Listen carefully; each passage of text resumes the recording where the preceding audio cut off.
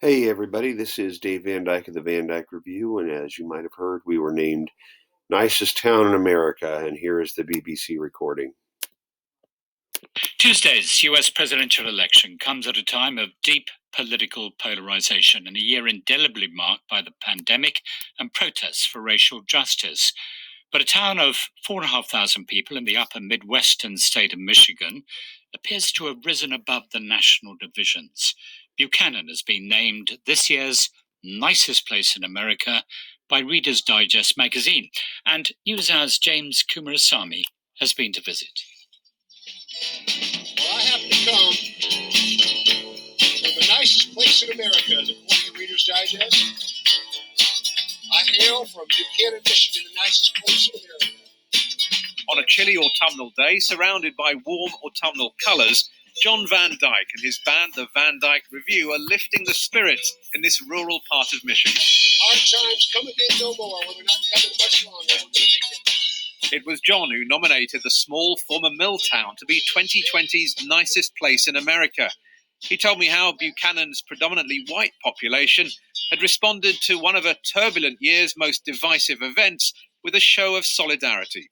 We are very proud of our Memorial Day parades in Buchanan, Michigan, and unfortunately our parade was canceled this year because of the pandemic. So some wonderful citizens of Buchanan, Michigan put placards of 103 of our veterans on lampposts throughout the city.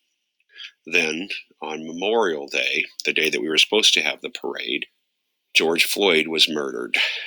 In response to that, one of our citizens named Dyke Revue put together a peace march with our chief of police, Tim Gnu, and the entire town marched through Buchanan, Michigan, and knelt for 8 minutes and 14 seconds. I wrote a letter to the editors of Reader's Digest about why Buchanan, Michigan was the nicest place in America, and we won. A victory for unity over division in a town where people earn far less than the average in this state, and whose sleepy main street is filled with antique shops and decorative scarecrows.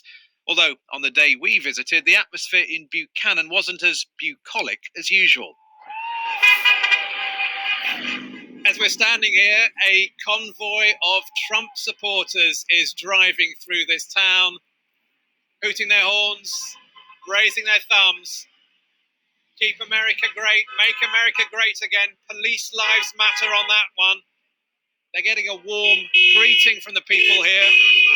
To the prairie, to the oceans, light with foam. God bless America, my home, sweet home. A particularly warm and patriotic one from this local Trump fan, Lindsay Wesner, who broke into spontaneous song as the convoy rolled through town. In a cafe afterwards, she told me why Buchanan's new title was timely. I think it's more important to be nice. I don't know that I've ever seen the divisiveness I've seen in the country, as you can see right now. And it's so important to remember who we are and where we came from. We are the land of the free and the home of the brave. And no matter what your political leaning is, we are one nation under God. It's never been more important to understand what it is to be an American. And you can come together again.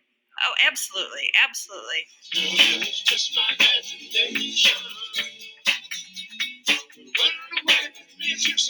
But can parades, banners, and the label nicest place in America really counter the nastier political undercurrents running through this country? Musician John Van Dyke is hopeful but realistic. I wish people could be civil. I do. I think we don't have to fight. So what's your advice then? I'd say never discuss religion or politics with your family. It's probably a good start. Also, we have much more in common with each other than we think that we do. John Van Dyke ending that report by NewsHour's James Kumarasamy. This is the